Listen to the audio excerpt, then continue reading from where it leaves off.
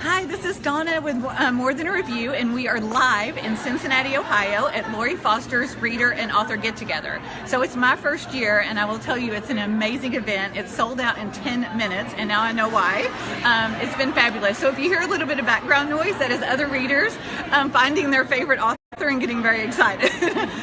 So we are here with Tawdra, and she's going to tell us a little bit about her books, and we're going to be able to ask her some questions. So just follow along with us. All right, Tawdra, tell us a little bit about yourself. Hi, I'm Tawdra, and I write romance, and I write a lot of romance. I live in Central Florida with my husband, and I have 4 children, 5 cats, 2 dogs, and there's assorted other animals, but they're not really mine. They belong to my son. So anyway, that's about it. I'm really excited to be here. Oh, this is my first year at RAGT18 too, and it's been really fun so far. Good. So tell us a little bit about your books.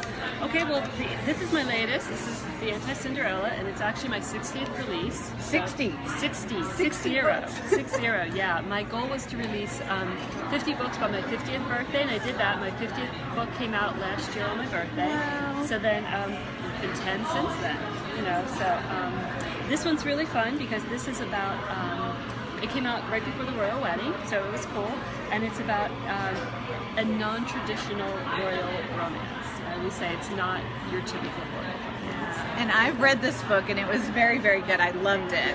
And I was going to ask you, how did you balance, the lead character, she was confident in herself, but still had some insecurities because of that relationship. How did you balance that? Well, it's really important to me to write strong women. So I feel like I have a big responsibility to do that. I have 3 daughters, and I was raised by strong women, and I really want to do that. So that's really my goal in all of my books. And this one was a little harder because it is, when you're going into a role like the royal family, there is a lot that you're going up against, and so she feels very intimidated at times that she is not the cookie cutter princess. And I think that kind of speaks to the more modern royals too, is that they're not cookie cutters. And the press is very hard for her because you're hearing people point out all your flaws, your insecurities, things that you might not be so confident. Even if we're strong women, we have areas where we're maybe a little insecure, and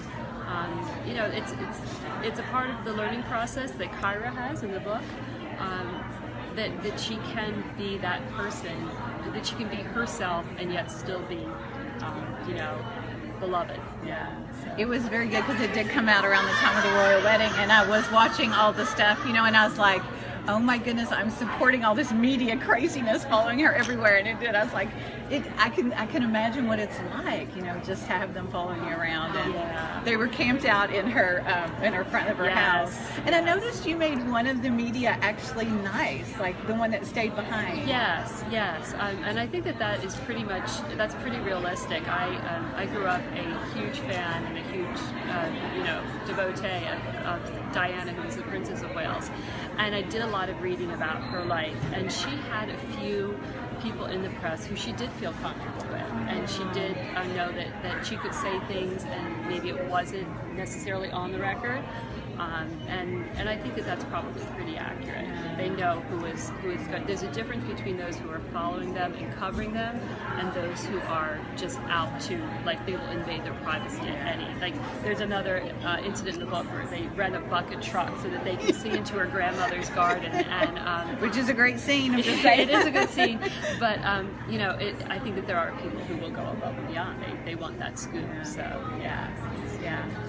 Very good. So did you watch the wedding? Oh, of course. I've watched every single one since I've been alive and aware.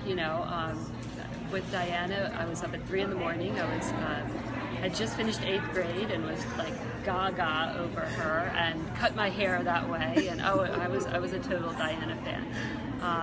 And then I watched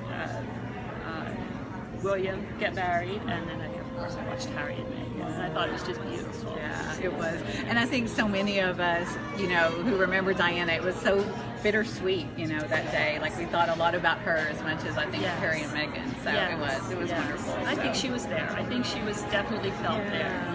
Yeah, well, and her boys, I mean, they did so many things to honor her even, so it was enough. So I did want to ask you, so you write in different genres, like is that hard to like switch your mind from one genre to another?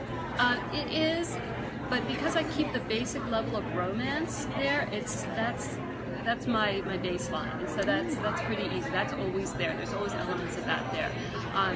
It's fun to write in paranormal when I have it for a long time, because I don't write a whole lot of it anymore. I tend to stick to the contemporary.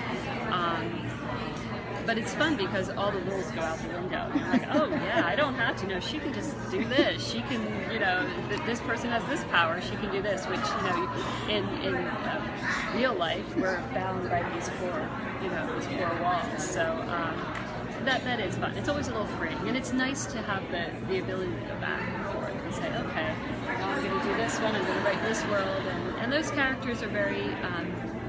They're very special to me, my paranormal ones, because they've been with me from my beginning. That's where I started. So do you have a lot more books in your head?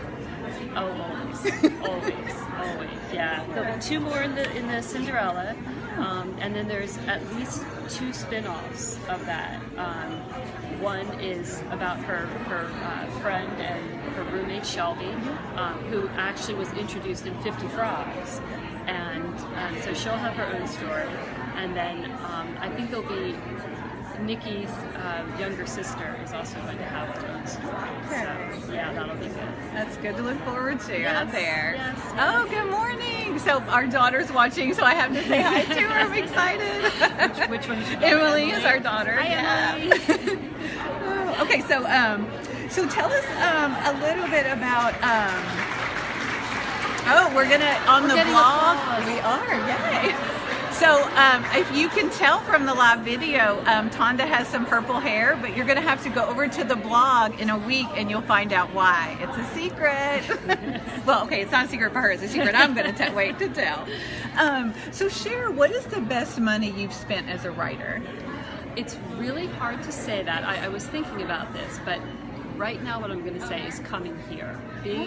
Coming here and doing it. That is probably...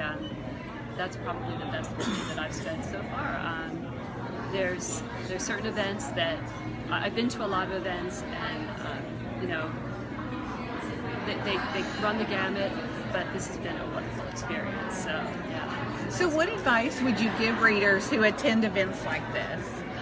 Don't be afraid to go up to authors. I have a private reader group called the Temptresses, and I have had a lot of them message me and say, or like comment and say, I saw you, but I didn't go up. No, always go up and say hello.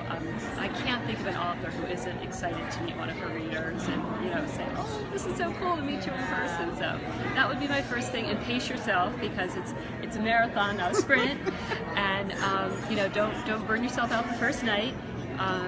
And bring lots of bags for books. Oh, yeah. That's a good idea. So we do start, breakfast starts at 7, and there's events all the way until, I think, 10, at night. Yeah. 10 or 11. 10 or 11, yeah. So there's a PJ party for introverts, just saying.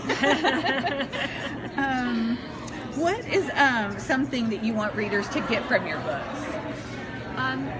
I would like readers to come away with the idea that there's always hope for any situation, that everybody has value, that even people who are a little different have an intrinsic value that we have to embrace, that romance doesn't have to be cookie cutter to be sigh-worthy and precious and like make you swoon. It doesn't have to be typical. That you don't have to be a certain kind of woman to fall in love with a certain kind of man, and vice versa. So just to be open to possibilities, the world of possibilities. That's awesome. Yeah. Well, we are going to close on that, and we will see you later over on the blog. Bye. Thank you.